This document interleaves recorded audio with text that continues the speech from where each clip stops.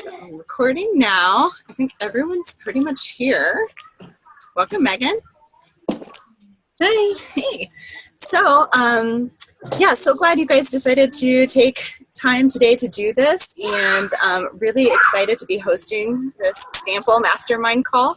The goal of today is for you guys to all get to know each other and to make some connections here, but also for you to be able to bring any kind of messaging or messaging strategy concern you have to the group. I'm here as a facilitator, and I will definitely be weighing in as I have thoughts and ideas and reflections for you guys. But the cool thing about a mastermind, and I don't know how many of you guys have been in masterminds before, but the cool thing about it is that you have each other to bounce ideas off as well.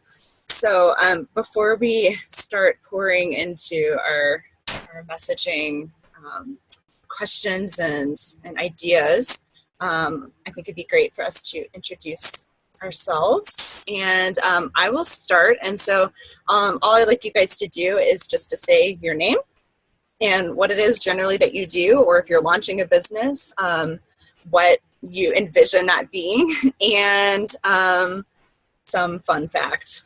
There it is. Okay, so my name is Marie, and I co-run North Star Messaging and Strategy with Jesse Honard. We help entrepreneurs hone in on a message that feels authentic to their own voice and connects with their clients in a way that converts. And a fun fact about me is I play the cello, although I don't have it with me right now. All right, who's next? Any volunteers? You can just unmute yourself. I'll start calling people. I'll go. Yeah! I'm Natalie. I'm a wellness coach. I help empower women who suffer from fibromyalgia and chronic pain between the ages of 25 and 40 mostly. Be able to regain their lives, because a lot of it is a lot of meds that a lot of them take and everything else. So regain their lives away from all the meds, more holistically through empowering coaching, like one-on-one coaching that I do. And a fun fact about me, I'm actually French. And my middle name is Marie. Hey! That's awesome. Very cool. I did not know that. Either of those things. All right. Any other volunteers? It's Michael here, and I am coaching blind entrepreneurs. And for a while, I've been saying I typically take care of the tech so they don't have to. But I'm finding myself more happy with teaching the tech. So messaging's changing a bit. And I am completely blind and have been since birth. Awesome. Thanks for sharing, Michael. That sounds like a great business. And you also have, as we were chatting beforehand, a radio voice because he runs a podcast. All right. Who's next? I'll go. Yay, Megan. My name is Megan. I am in the process of building a life coaching business, and with the idea of empowering women to pursue their best selves. And fun fact about me, I like to knit. Awesome. Do you have specific knitting projects that you love? Or just anything? No.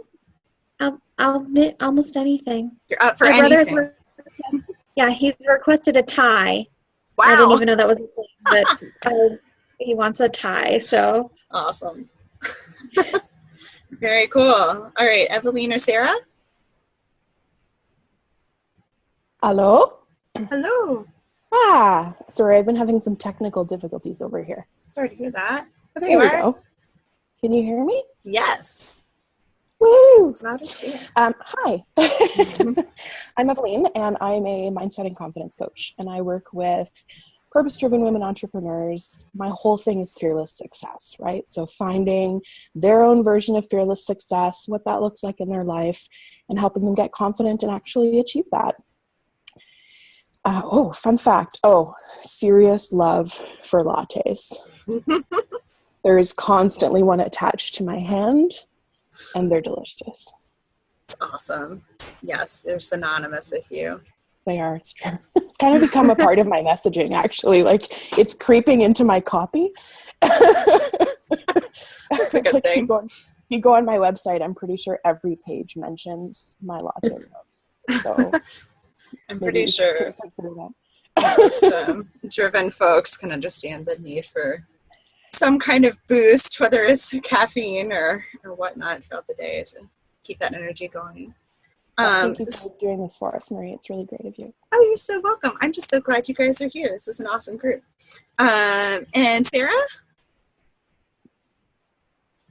Hello, everyone. My video's for some reason not working on my phone, so you're just going to have to do with my voice. It's all good.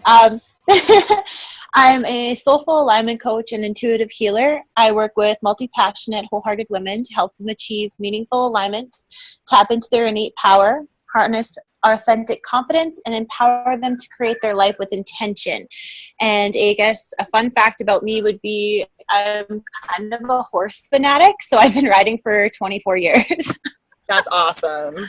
I'm actually, I live in an RV. That's another fun fact. And we're staying in an equestrian campground right now. And while we don't have horses, I've been admiring all of the neighbors' horses out the windows, desperately wanting to ride one. That's awesome. Very cool. Well, thank you guys so much for sharing. Before we jump into your messaging questions and all that good stuff, I just wanted to talk a little bit about, since this is sort of a sample call, but it's only really like a sliver of the mastermind, I just wanted to talk about how this fits into the greater scheme of the mastermind, because the whole point of this is all those things that I said about, meeting each other and making those connections and getting some response and feedback on your own questions. But also, I know some of you may be considering joining the mastermind, and we really want you to make an informed choice about that. And so I want to just talk very briefly about how this fits into the greater scheme of the messaging mastermind. So in the mastermind, there are 6 calls just like this. And then there's also a private chat group where it's on Facebook, at least at this point, although we're actually considering moving it to Slack. But in any case, it's a private place for everybody in the group to come together. And in between the sessions, there's an opportunity to bring more questions up. And Jesse and I are in there every single business day, and we're responding usually within 24 hours, unless we let you know otherwise, if we're on a retreat or something. To your questions and to anything that comes up. There's also copy audits, which is what we've gotten response on is everybody's other favorite part of the mastermind. So when we work through these issues and start talking about your copy, if you want another set of eyes on what it is you're working on, there's an opportunity for you to get that feedback. And it's not just from Jesse or me, it's from also your other masterminders. So that's a way that people have started to feel really confident about what it is they're implementing, because they get this feedback from the group and can kind of run it through in a safe space, in a positive, constructive environment ahead of time.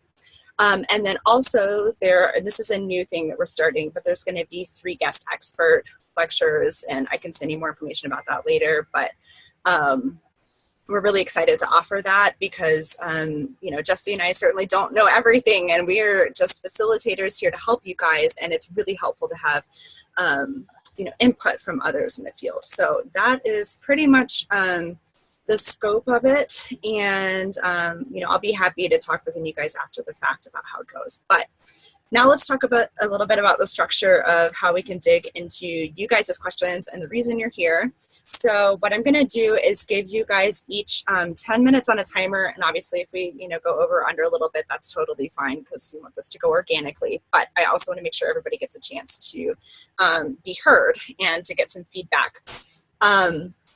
So you'll have a couple minutes, just to talk, and, you can portion this yourself. You could talk for the whole 10 minutes if you want to, but then you won't really get any feedback. So, think about it as you present your question and sort of what's going on. And like I said in the email, it can be totally vague, or it can be, very, very specific question. Doesn't really matter. And then we can all chime in and give feedback. This is not just for me to respond. Before I jump into this, does anybody have to go right on the dot at the hour? Because if so, I will, honor your time and put you first. No, but I'm just going to have to go let my dog in right now. Yeah, no worries. Okay, sounds good. Cool. Yeah. And if you guys need to hop away for a second, I know that the calls can be a little long. So, all right, cool. Well, I'm just going to start calling on people because I like doing that. Evelyn's like, why? Why would you do that? Awesome. Actually, maybe we could just go in the same order that we volunteered in. Would that be okay with everybody? Yeah. Okay. Natalie, since you just came back. Right. Awesome. Okay, so yeah, let us know what is going on in the world of Natalie and your messaging. All right.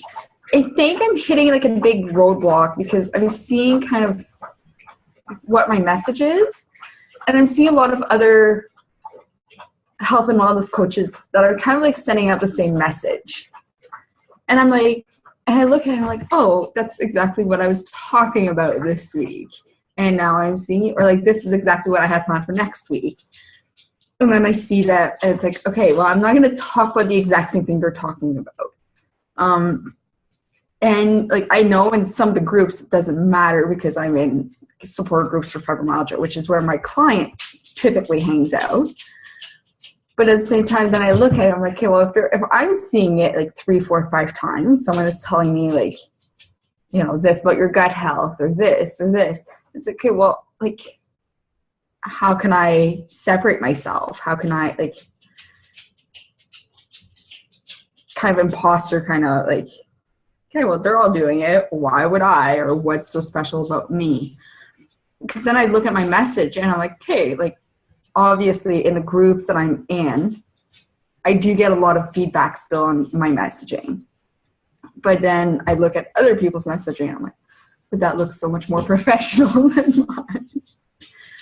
So Go ahead. Yeah, I guess that's kind of where I'm stuck. Kind of like, how do I make it look professional and stand out from like other people's stuff? Because I know my big thing is a lot more like self-care because it's huge, movement, because again, with fibromyalgia, a lot of people are like, well, I hurt, I'm not going to do anything. Then they hurt more, and then it's the vicious cycle. So those are like 2 of the really big things. And then just like the changing the diet and figuring out like what foods are aggravators and stuff like that. Got it. So a few thoughts. One on sort of the verbal message that you're putting out there, whether it's through video or through written copy, because I know you do both. I would say that you may be talking about similar topics from other people or even the exact same topics, but the way that you talk is inherently Natalie 100% of the way. And especially as you've been further, I mean, I've seen you further refining your message and like finding that voice in a way that feels good. And you never know when you may be talking about, getting a certain amount of sleep and someone else may be talking about getting a certain amount of sleep or the importance of sleep. But the way you say it resonates with a person in a way that maybe it doesn't for somebody else.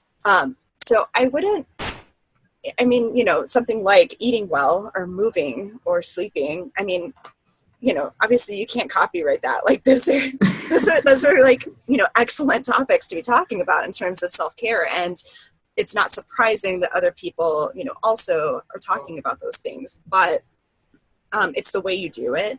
And then in terms of, how it looks, that may just be something where, you decide to, if you're actually talking about visuals, where you actually just work with somebody who, that's their area and they can help you come up with, a simplified way of doing that feels better for you. But I know too that Sarah Massey, I don't know if you know her, but she has a course or a challenge or something that's all about a mood board, and it's all about like creating that look that feels good for you and looks professional, but is also very meaningful. So you may want to check that out. I'll pop it in the chat window here. But I'm going to open up the floor to anybody else who has ideas, or Natalie, if you have a response to that. Yeah, like I know like the way I talk is definitely different than most people. Probably just the whole like kind of like, well, being someone that has fibromyalgia, I can definitely talk to people with fibromyalgia differently than someone that doesn't have chronic pain. Yeah. So I know that it's just, I guess it's just I get like the imposter syndrome, the like, look, and mostly when it's other entrepreneur groups, and it's like, oh, yeah. Can I jump in here, Natalie? Yeah. Hi, I'm Eveline. So what you're talking about is something that I hear on a daily basis. And I'm going to go ahead and throw out there that I'm wondering if this is less of a messaging issue and more of a mindset and confidence issue. Because I think so often in this entrepreneurial space, we find ourselves having to find that balance between, on one hand, talking about all of the things that we know that we need to talk about, but on the other hand, trying to be unique and trying to be different and trying to be authentically ourselves. And it's a challenging line to walk because you also want to feel professional. You want to feel like you're putting your best self out there. You want to feel like you're standing in the crowd, and you end up like totally overwhelmed and crying under the table because you don't know where to start. So I guess the first thing, I mean, definitely echoing Marie's thoughts around recognizing that if something is coming out of your mouth, it's authentically coming out in your voice in a way that is different just because you're saying it. And then kind of tapping into, what is it about you that is unique and different? What is it about you that makes you authentically you? And then really leaning into that in terms of your copy, really leaning into that in terms of your, like just your approach, your perspective, the way that you show up to the table, like really leaning into what it is that makes you different and what it is that makes you you. From a visual perspective, I know Emma Wise is doing it's called the Brand Bake Off right now, and it's like a super discounted course that is helping you essentially totally redo your visual brand. So I can definitely pop the link to that, in the chat. Thanks, Marie. Well, that's not a link. It's just notes so that we have it. Okay. She's amazing. She's the one that's doing my rebrand. I love her to pieces. She's incredible. But I think it really helps just from a psychological perspective to have that branding in place and to have that, it's like putting your nice jacket on to go to a party, right? Like you know that you're showing up well and you can stand confidently behind that. Does that help at all? Yeah, thank you. No problem. Yeah, and you and I have talked before, Natalie, and I know, some of your story and what you were just saying about how, this whole chronic pain for so many people can lead to inaction, and it's so hard. I mean, it's so hard, right, to change that for so many reasons, but your take on it is so empowering and positive. And I think even for people who don't experience chronic pain, your story can really resonate, because even if someone hasn't experienced chronic physical pain, I mean, everyone's had emotional pain, or they felt stuck, or they felt, that kind of experience is something that I feel is really universal and really powerful, and really, really has the power to resonate. Thanks. Yeah. Do you have other thoughts or questions? We still have some time. No, I think that was my big thing, is just the whole feeling almost overwhelmed by looking at oh, okay, well, that's what I talk about. Yeah.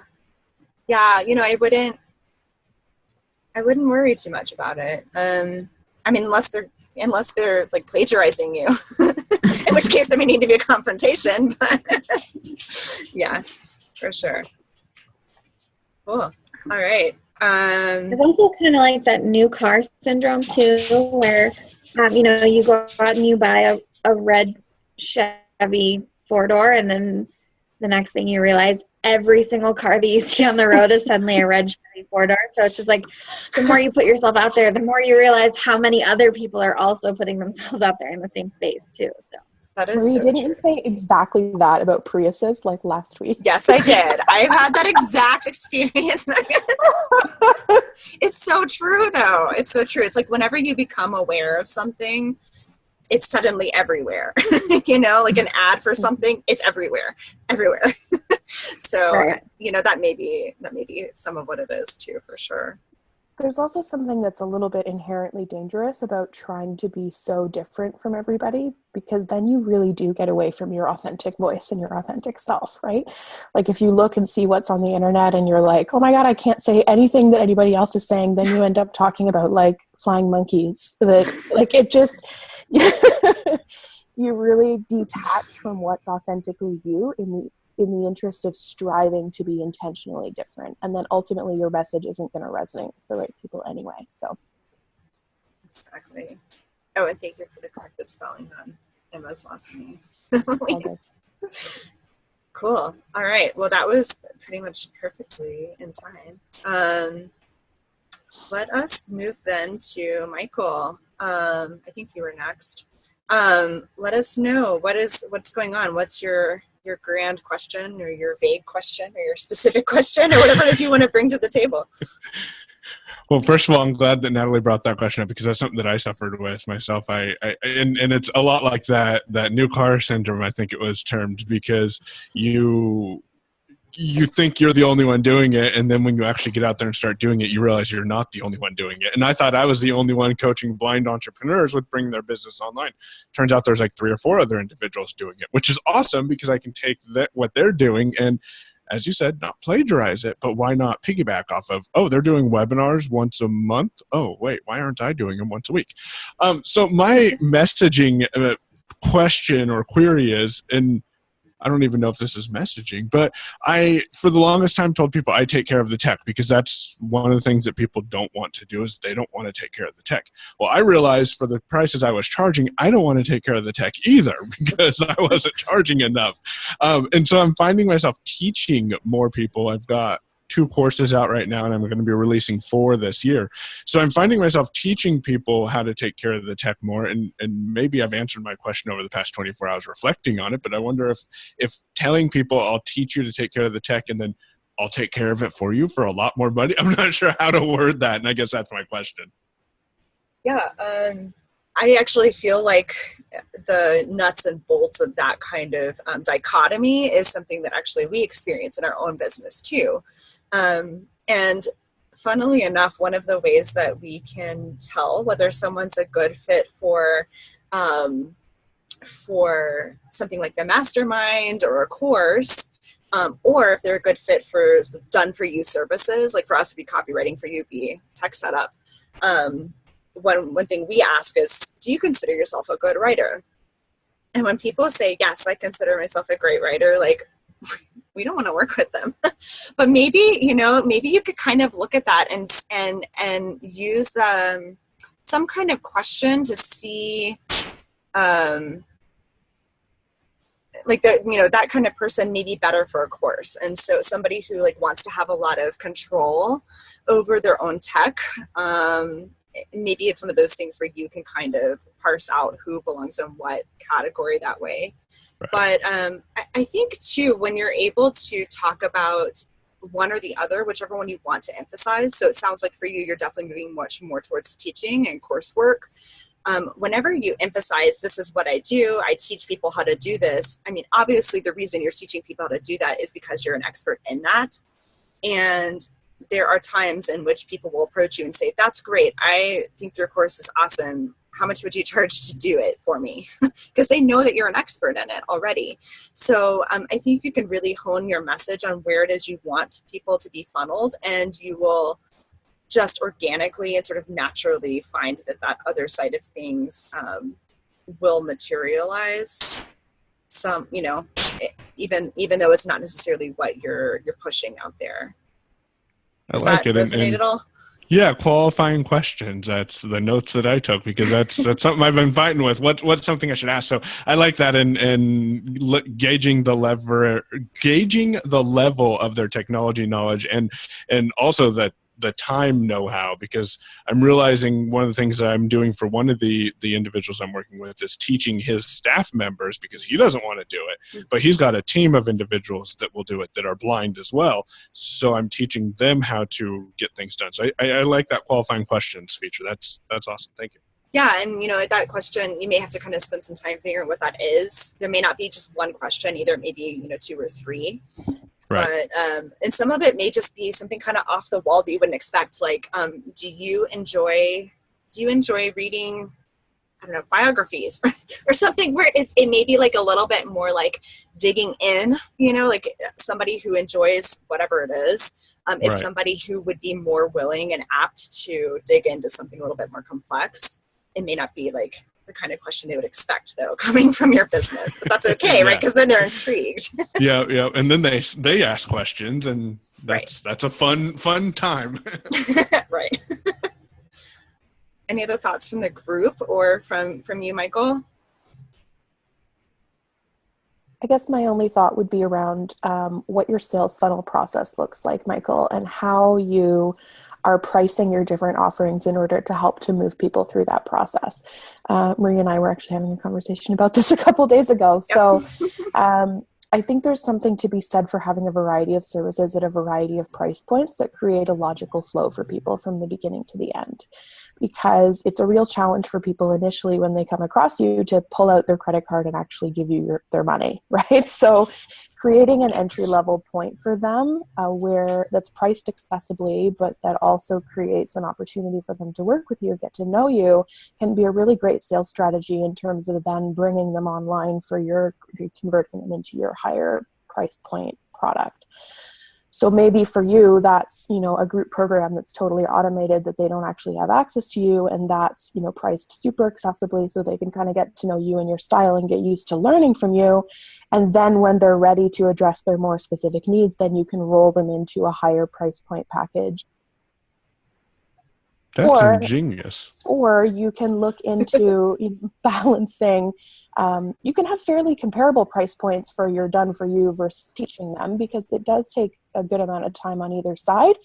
But the point is really to walk them through a step first where they get some clarity around what it is that they're looking for, what kind of support they need from you, and then you can convert them into your higher level product.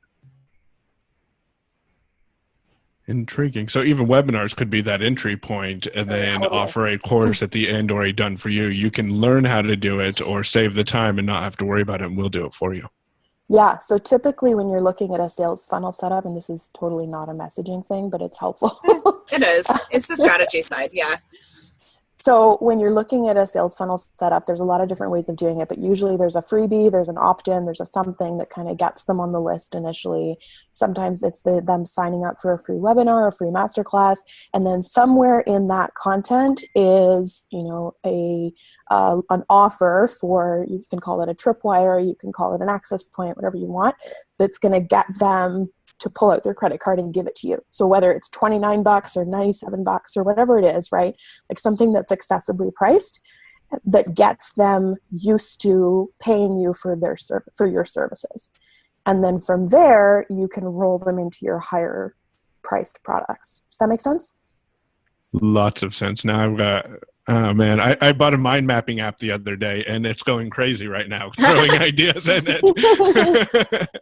Awesome. That's great. Yeah, Evelyn's totally spot on there. And, even if you don't want to necessarily set up like a whole automated email funnel or something like that, just thinking through what are the next steps for everybody, and do you have and a sort of approachable priced entry point.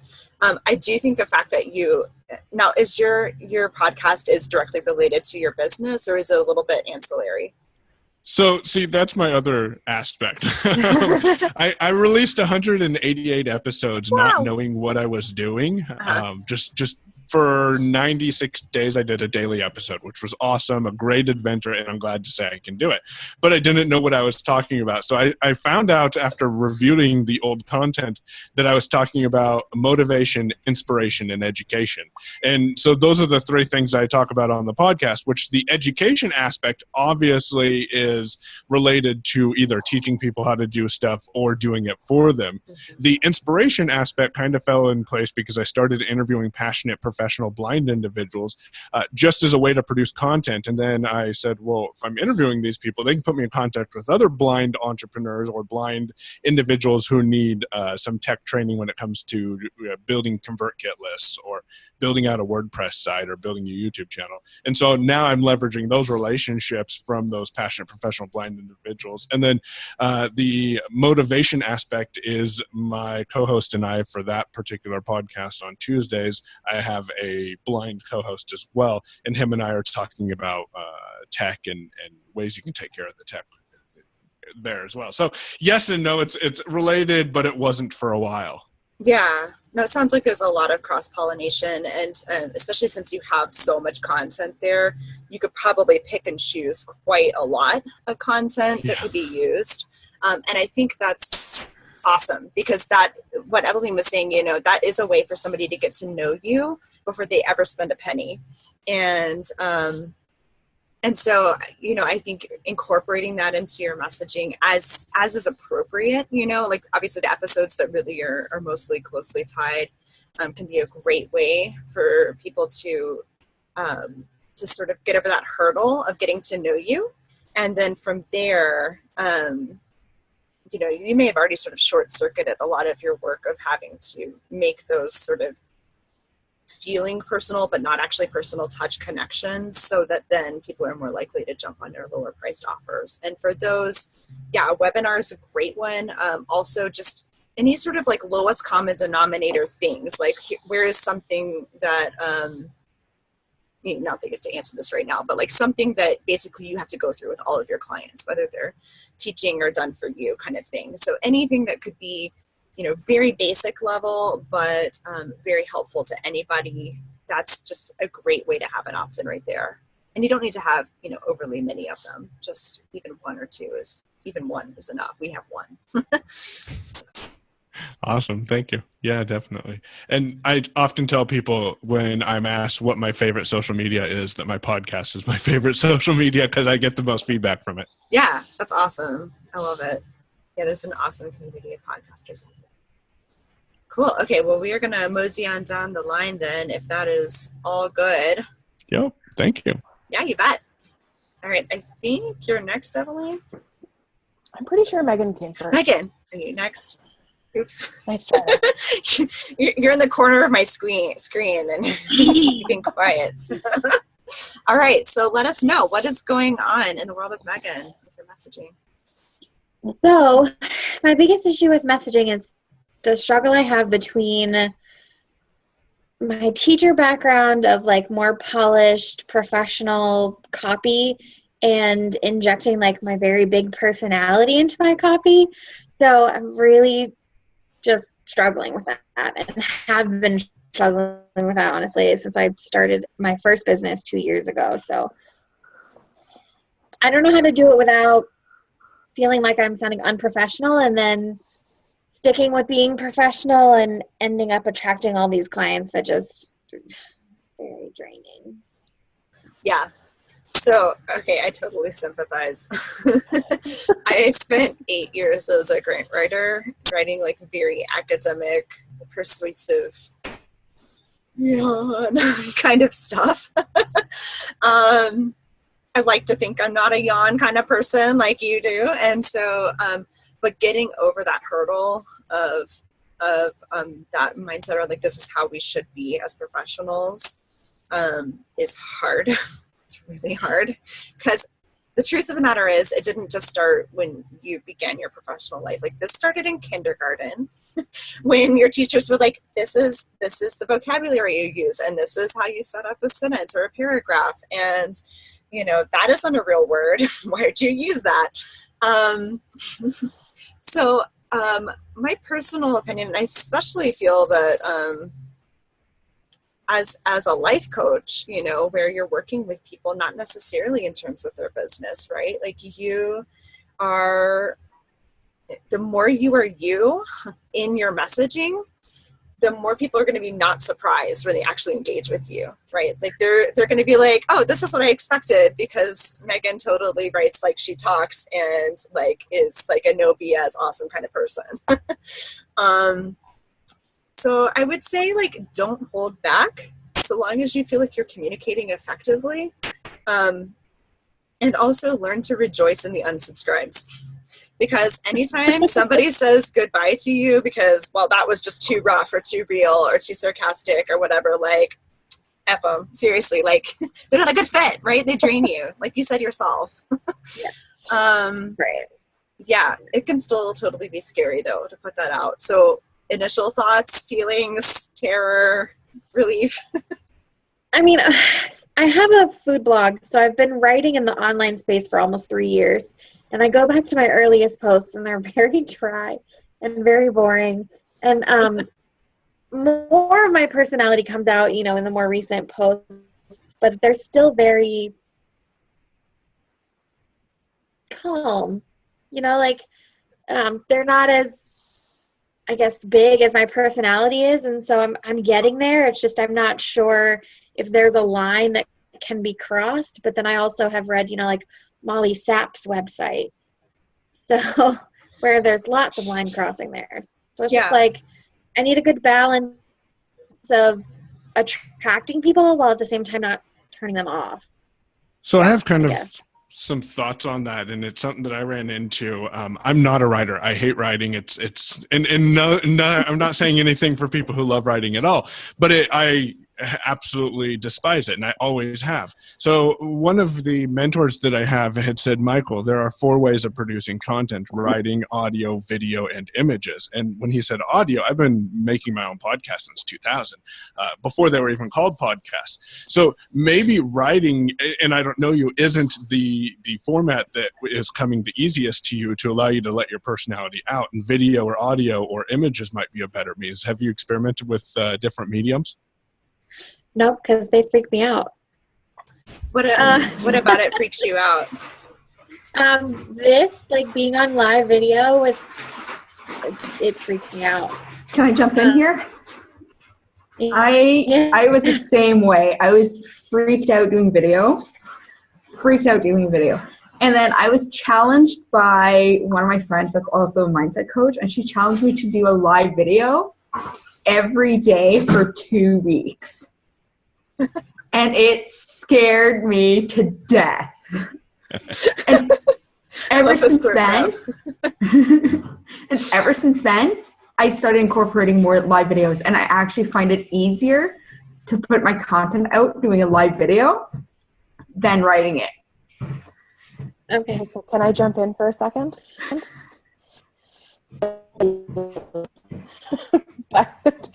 Two things. So my first thing is about being authentically you means making sure that the strategies that you're using are well aligned with what it is that resonates for you. If you're terrified of video, you're not going to show up in your video in a way that makes you really able to communicate the message that you're trying to communicate. Does that make sense? I don't know, you cut out. Let me say that again. Yeah, go ahead. If video is not your thing, if you're scared to death of video and you put yourself in front of a camera, it's not going to resonate. It's not going to come across as you because you're petrified, right? And you're not going to show up for it. Like, you're going to do it for the 2 weeks, and then after that, you're going to be like, F this. I know for me, when I started doing the live videos, the first videos were just like, hi, yes, okay. Yeah. And I wasn't even doing them in my group or anything. It was just on my personal page. And then as I got more comfortable, and that's true, if video is not your thing, don't do it because you're not going to stick to it. But I know as I got more comfortable in front of the camera, I was like, oh, this is actually easier for me. But that was for me. Thing. Yeah. And it can definitely be a helpful exercise if it's something that feels like it's a medium you want to explore. But I would just encourage you to not jump into things just because everybody else is doing them. Well, everybody's using video, therefore I have to get better at video too. Or everybody is, using Trello, and therefore that's how I have to organize my social media posts. No, you need to find a system that works well for you. And yes, you have to get visible in your business and you have to get out there, but how you do that can be something that really resonates with you, which leads into my other thought, which is around when you're creating your content. I feel like, tell me if I'm off base here, but I feel like you have a much easier time just having a casual conversation with somebody. You totally come across like yourself. Does that make sense? Yes.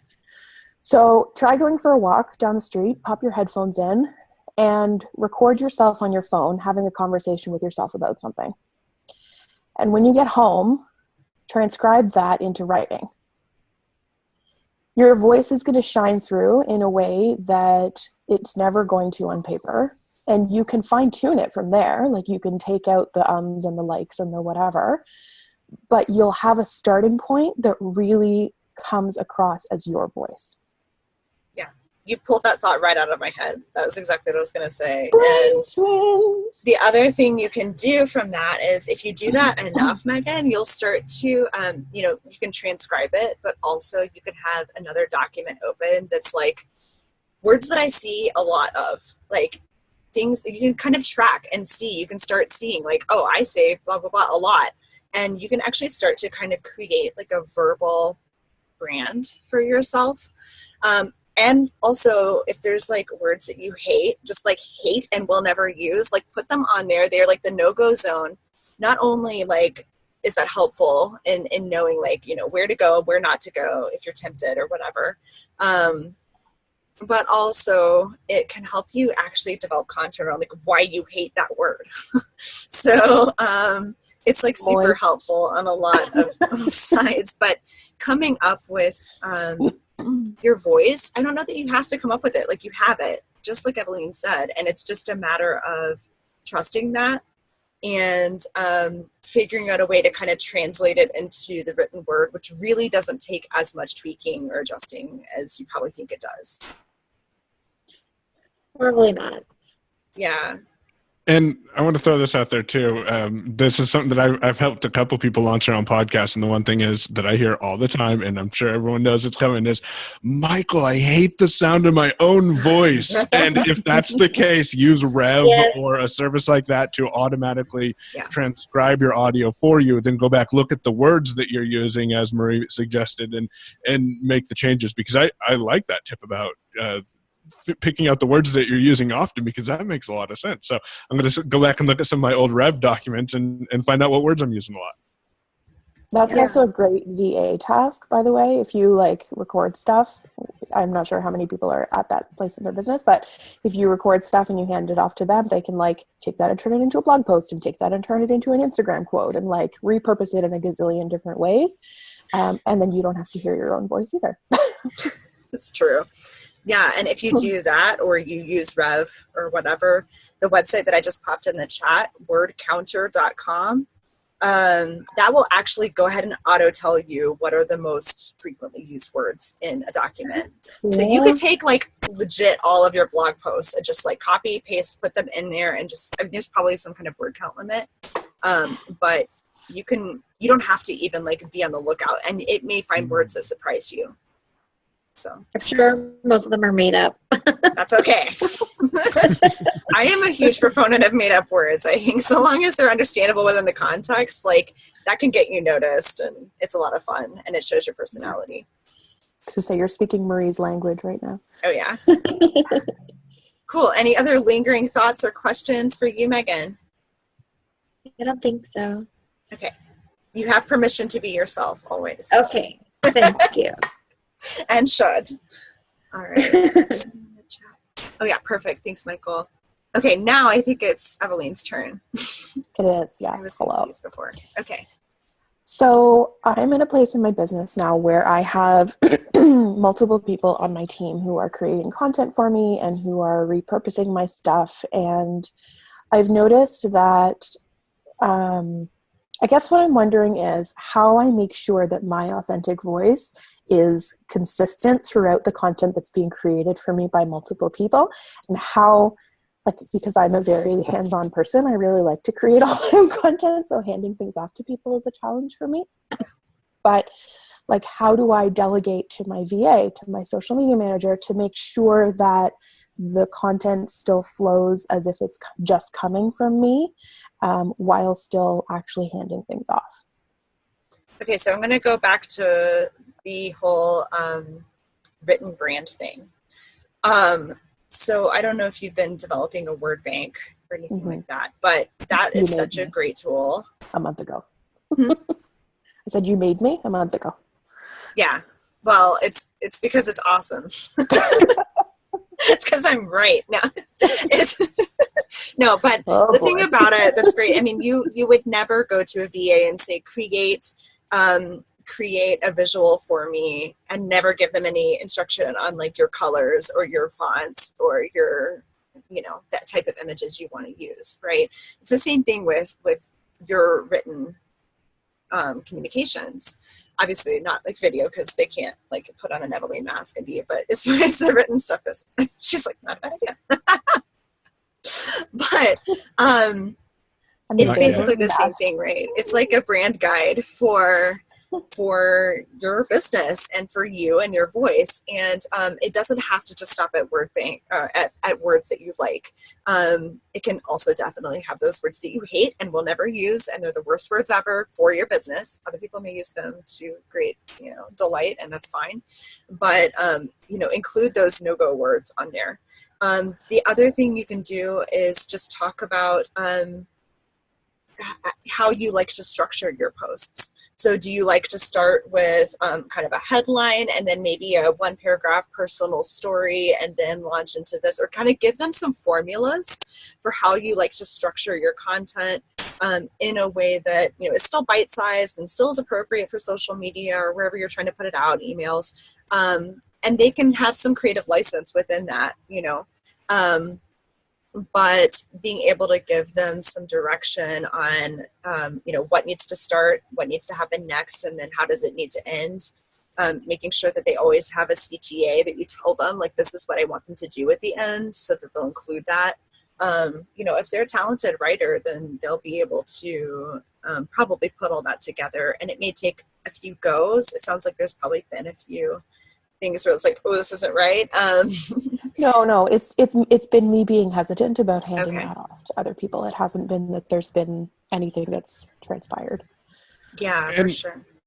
And one thing to think about too, if you haven't already, is handing it off is kind of like your business growing. So your voice is going to growing and it's going to change a little bit, and to expect that. But as long as what Marie was saying, you're keeping the word bank so people know the words you use or the words you don't use, or the format. I like that idea. I need to take note of the formats I'm creating blog posts in, because that'll help with outsourcing. But just realize that your voice is going to change, because that's something that I had to realize early on. True. That's really helpful, Michael. Thank you. And also, are you planning on giving them directions as specific as like, but I want it to have this purpose, and like my goal for communicating, or rather my goal for this week is to talk about this topic? Or is it more just like free form, talk about something that is relevant to my business? So while they have the basics of my mission, my vision, my pillars, like the basic business stuff, I have a content calendar. So I have weekly themes that are set out. I have daily themes within my Facebook group that I use to kind of guide posts on a daily basis. All of this is in Trello, so they have tons of access to it. And right now what I'm doing is I will either record audio or I will write out a big long thing, and they will kind of take the pieces from that and fill in the blanks for me. So I record myself talking about a topic for 5 minutes, or I write out like a couple hundred words on something, and they turn that into my social media posts for the week. They turn that into my Instagram quote. They turn that into like repurposing that content in a variety of different places. Yeah. Then I think that you're approaching it with a lot of guidance for them. It sounds like there's probably not a whole lot of wiggle room for them to get too far off the track. And my guess is the misstarts might come just as you continue to refine your own sort of written brand. It's not something that probably they're going to even know. It's just going to be something that you have a gut reaction about. Like, this is not right, and just don't use that word. And they'll just throw it in the don't use category, or don't talk about this in that term because it brings up this or that, which somebody may not realize. I guess what I'm looking at too is creating a system for consistency, so that, teams change over the years, and staff changes, and VAs changes, and managers change. And I want to have something consistent that I can then hand to the next person that comes on board and say, here you go. Like, this is what I'm looking for you to like. So I like that formula idea, the word bank I'm developing. And I have kind of those guiding structures around my content creation. But my VA right now has a degree in English. Like, she's a brilliant writer. So really, I think it's a question of just letting go of my own control of that and trusting her to be able to take the reins a little bit more. Yeah. And trusting her to also create an SOP, right? Like, she can do that. You don't have to be the one to be like, I'm going to hand this off to the next person. Like, you know, if she ends up going, or even just anytime soon, just ask her once things feel like they're in a good flow, ask her to write out a standard operating procedure so that, you know, if she goes out of town for 3 months and you need to find someone new, you know, she can train them. It doesn't need to be you necessarily. My God, I don't even want to think about her leaving. My life would be upside down. Bad things happen when VAs go away. And then let's see, there was a link that was popped in here. Yeah, I just threw in Butler for Trello. If you're not using it, you need to check it out. It will automate moving cards and has saved me so much time. Ooh, nice. That's awesome. Good to know. We're just sort of dipping into Trello. Actually, Amanda Heel introduced me to Butler for Trello. And if it doesn't do something that you want, reach out to them and say, hey, I'm trying to get these checklists to copy over to this card when it's added to this list. And if it won't do it, then they'll add the feature. So it's an awesome program. Whoa. That's awesome. Also, Amanda is awesome and always full of great ideas and tech. Yeah, we don't get on phone calls together. That's awesome. Yeah, so any other thoughts around that, Evelyn? Or No, that's great. Thank you. Yeah, you know, trust her, trust yourself too, you know, and you'll know if you need to step in. It may happen a little more at the beginning, but that's totally normal and totally okay. Yeah. It's just the learning process, right? And it's the learning curve for both of us. So. I hear you. I mean, when we hired our first VA, it was, I think, 3 weeks before she finally emailed us and was like, are you going to give me something to do? Yeah, we're like, no, it's mine. Like control freak all the way. And I totally hear you. You were not alone in feeling nervous about letting go of things, especially something as intimate and personal as your own voice. So it's normal. Yeah. My first business was as a VA, and there's a good VA will know how to sort of talk you off the ledge, and will know not like to sort of drip control of your business away from you slowly. They're not going to come in and, you know, demand that they have all of these things and they run all of these things immediately. I had one client where she literally handed me over piece by piece exactly what she wanted me to do over the course of like 3 months. And when we finally got it all transitioned to I was doing what she needed me to do, she was just like, I wish I had done this 3 months ago. So get there eventually, but yeah, a good VA won't push and they'll ask lots of questions, because there's definitely like that transition period where you need to be able to ask her a lot of questions and she needs to be able to ask you a lot of questions, so you get a feel for each other too. Yeah, and she has a really good sense of me. My social media manager is a little bit newer, but my VA and I have been working together for a while, so she definitely knows my voice and is more than capable. It's just me needing to wrap my head around not being a control freak. I do want to thank you, Emily, for bringing up that tip of getting people to share ideas or to break up your audio content for social media. Because as I said, I have 188 episodes. That's a lot of social media content right there. Oh, totally. That's one of the most brilliant things I've ever done in my business, is having them repurpose content for me, or even doing it myself. Like, it saves so much time. It's so true. All about working smarter, legitimately. Cool. Yeah, All right. I'm just now starting to like repurpose some of my content. I'm like, oh, this is what they mean by saving time. Yes. I did audio or video because you can easily pull the audio out of the video. So I would live stream to Periscope, upload the video to YouTube, and then grab the audio and purpose that over to the podcast. But I didn't think about social media posts from that too. Oh yeah, the train goes on. That's awesome. Awesome. Okay. Last but definitely not least, Sarah, let us know what is going on with your messaging right now. Where do you need support? I think all of my questions have honestly been answered between all of you. Like, I'm not even joking. But I'm fairly new, like, to the online world. I've been a coach for about a year, and all of my clients have come from offline. So I just decided to transition to online because I really wanted to get, you know, my message out there and share my gifts with the world. But one of my biggest struggles is, number one, whenever I post, my writing is just crap. Like, it's not good at all compared to everyone else. Like, it's not good. And my coach has been so frustrated with me for like the last 4 months. She's like, just do video because your content's not connecting. I'm like, God damn it. No, I'm not giving up, because it's got to work eventually. You know, like, I know the structure, like the pain points or the pleasure points, incorporating a story. And, you know, I do get some engagement on my post, especially if it's a story about me. But what I want to start to do is transition into being more of an expert, like a go-to person. Not that I have to be the be-all, end-all, but it'd just be nice to, you know, stand out and show people, you know, I know what I'm talking about, and I know how to transition you from point A to point B and get you the results that you're looking for. So I really struggle with that. And then also, I'm a huge overwhelmed person. Like, as soon as I start with one thing in my messaging, all of a sudden I read the post and I'm like, okay, I started off here, and then I added in this tidbit here, and then another one here. I'm like, God, everyone's confused. I'm just not posting. So if you have any tips, ladies, that would be great. And gentlemen. So, okay, let me dig into that last thing you just said. So A, B, and C. So are you saying, I'm trying to make sure I understand what you're asking there. Are you saying that you feel like your post is like kind of all over the place topically?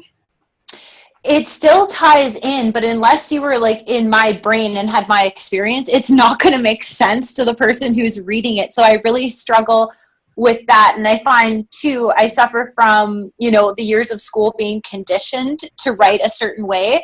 So as soon as I start adding my own flair into it, because I'm very like peppy, flamboyant, artistic, people really don't resonate when I add my own flair. That's interesting. So I may want to sort of debunk that a little. Please do. Yeah, I really feel like, because just listening to you now, like, I feel like everyone's like very intently listening. Like, you can see faces, and like, I feel like you're a great communicator, and you are communicating with us right now. And I don't think it's just because it's coming out of your mouth and that you have to do video. I think it's because you have it in you, you know, to be a confident communicator. So one of the things is that all of us, pretty much all of us, have a challenge in front of us, which is that we have to educate people on what it is we mean. So for instance, with North Star messaging and strategy, we've spent considerable time just putting out emails or Facebook posts about what is messaging. Like, what's the difference between your message and messaging? Like, this is a word people have heard, but they don't necessarily know what it means. And more than that, they don't know what it means in the context of how we use it. So some of it may just be that if what you're saying is like, if they weren't literally in my head, then they wouldn't know what I was talking about. Well, that's an opportunity for you to present your head, not literally like on a platter, but like, yeah, so like, but like to talk about like what it is you mean by this, and like unpack the words you use a little bit, and help people realize like, oh, this isn't like a cerebral, like Sarah only thing. Like, this is something that really applies to me, and like I totally now understand what she's talking about. And the other thing is just like making your content maybe a little more bite-sized. You know, just having maybe a week where all you do is just talk about one topic, and you use that as a way to again, do that education around what you're talking about. And what's naturally going to happen there is, you are setting yourself up as an expert there, because you are talking confidently about a subject that you know a lot about. And you're helping people understand it in maybe a different light. But B, you're also setting them up for if there is a promo on down the line that has something to do with that specifically. Not only do they, you know, see like, okay, I'm thinking about this topic differently than I ever have before. Sarah obviously knows her shit and like, you know, can help me. And then B, is she selling something? Like, yeah, I want that. So, yeah, getting really bite-sized and like taking it like slow and easy. And the other final sort of piece I would add, because I feel like I've been monopolizing here, but is if you start to feel like a broken record with your message, you're doing it right. Because people have to hear something you're saying, like seriously, at least half a dozen times before it sticks. I think what people do all too often is they'll say something a few times, not get enough response, get frustrated, move on to the next thing. And then what happens is your message ends up actually looking scattered instead of super, super focused. So resist if you feel like you're having that temptation to like kind of move on to the next thing before you've really given it a fair shake. Resist that temptation. Okay, no, that makes total sense. And my coach was recommending, like, talk about something until you do sound like a broken record. And with my particular coaching business, like, I focus on 4 pillars. So they kind of all intertwine because my expertise is in self-worth, and like energy healing and that kind of work. So also transforming like their body, which comes along, because in order to be a well-balanced human being, you have to have heart set, body set, mindset, and energy set working in congruency. And that's what I do in my coaching package. So I find like, one day I'm talking about this and I'm talking about that. And then some people will, comment and respond. And then as soon as I kind of type back and try to engage, they're immediately, don't respond, if that makes any sense. So then that's why my coach was trying to push me into doing live video. Well, I'm terrified of live video. I see myself on the camera and I'm like, okay, never mind, shut off, and then delete the live stream really quickly before anyone sees. But okay, that makes sense. I will break it down. Yes, it sucks. So, Sarah, I know you and I have had some conversations about this. Yes. Hi, Eveline. Hey, how are you? Good. So, just a couple things. I mean, I think this is a confidence thing for you. Because oh, yeah. I think all of us can hear that you're an amazing communicator. You just don't believe it. Yes. So I think step 1 would be to get confident about the fact that you actually do have the skill set already, that this isn't something that you need to develop. It's just something you need to harness. Mm-hmm. The second piece would be around really figuring out how to extract that voice. So while it might not work for you to walk around the block and record yourself having a conversation, maybe it's a question of actually talking to a physical person about something and then transcribing it from there. Like hop on the phone with a friend and say, hey, can we have a chat about this topic? And just have a casual conversation with them about it. And you would be surprised what a difference having another set of ears can make on something, because your brain almost switches into like teacher communication mode, as opposed to when you're talking to yourself, you're like, okay, I'm the weirdo that's walking around the neighborhood talking about that. I have tried that, by the way, and I've listened back to myself and I'm like, dear God, this is horrible. Delete. Well, okay, I would also add, though, that, like, right, but I would also add that there may be some hidden gems, even in the thing that you feel is horrible, even if it's just, like, one word or one sentence that was, like, mind-blowing, and it may not feel mind-blowing to you, right, because you are in it. Yeah. But other people are not, and that may totally be mind-blowing to them. So accept, I think, too, the fact that like something that feels really simple to you and very like fundamental, when you say it, it's going to be the first time somebody else has ever heard it, and at least said in that way, or maybe at all. So I wouldn't dismiss things that you feel like are horrible, because even within that, like all the other suggestions, you don't have to go back and listen to it yourself. You can just poke that sucker right into rev.com, let them take care of it, and then like you just get a transcript and you can just highlight, stuff that comes out of it that maybe these sort of hidden nuggets of genius, which I know are there. Well, I've never heard of rev.com until now, and I was like, yes, where have it been for like the last 4 months while I've been trying to listen to myself over audio like deepers. yeah, for sure. It's such a like less painful way to do it. And Perfect. It's also awesome because it gives a nod to accessibility, which is great. So if you ever do want to use, if you ever suddenly become super confident around video and want to use that at that point, it's great for accessibility, and it's great for people like me. Like I love that people do podcasts, but like I have so much trouble listening to them. I would so much rather listen to or read a transcript. Mm-hmm. So it just gives you more options for getting your content out there. And it's a content upgrade. You could offer it as a PDF download. Yeah. Oh, cool. Exactly. So it's all good, whether you just want it for your own purposes or whether you're actually using it for your content. No, fantastic. Thank you. You guys just gave me a leg to stand on when I felt like I was lost in the dark. Good. Yes. Awesome. Well, and I know, like, for me, when me and Marie were talking about my content, like, and I remember her telling me, like, bite-sized pieces, and I remember my posts were just, like, this huge post that I was doing at one point. And, yes. And I ended up breaking down, and I think I spoke for, like, 2 weeks. My content was just about scheduling. And I was like, come on, people, how do you not know how to schedule?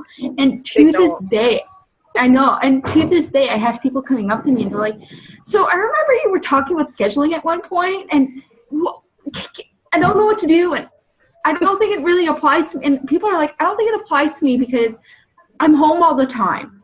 And then we're talking, and they're like, oh, but I never remember to take my meds. I never remember. It's like, well, you do need a schedule. Yeah. And I think for like 2 weeks I broke it down. And finally I had some people like, oh, and like it was like the light kind of like just went off. Like, okay. So that's breaking amazing. It down does work. And yeah, repeating yourself. Like I think at the end of like when I was talking about scheduling, I was just like, I can only talk so much about this thing. Yes. I hear you. Yeah. Uber Suggest has helped me with that, and I'll throw the link in the chat, but you can throw in a keyword, so scheduling, and it gives you hundreds of keywords you can use, and it's free, and then you can take those keywords and generate headlines with them too. So I'll throw that in the chat here in a second. Awesome. Amazing. Writing character quiz. Yeah, that's another one. Let's talk about that, Marie. You want me to talk about that? Yeah. It's your quiz. It's not mine.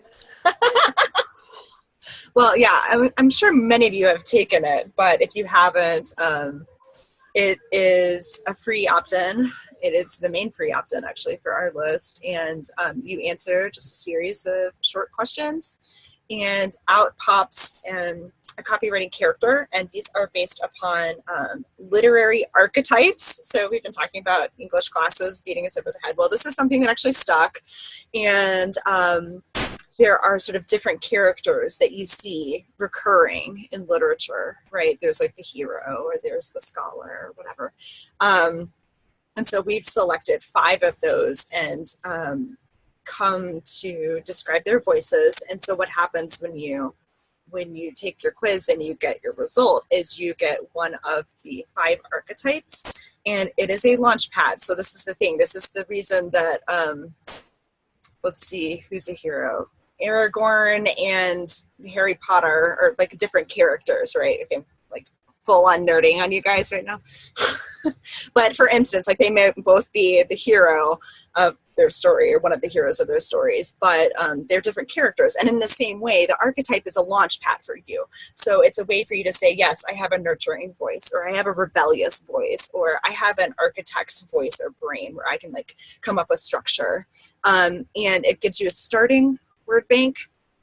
And it's a great way for you to start this whole process of coming up with your verbal brand.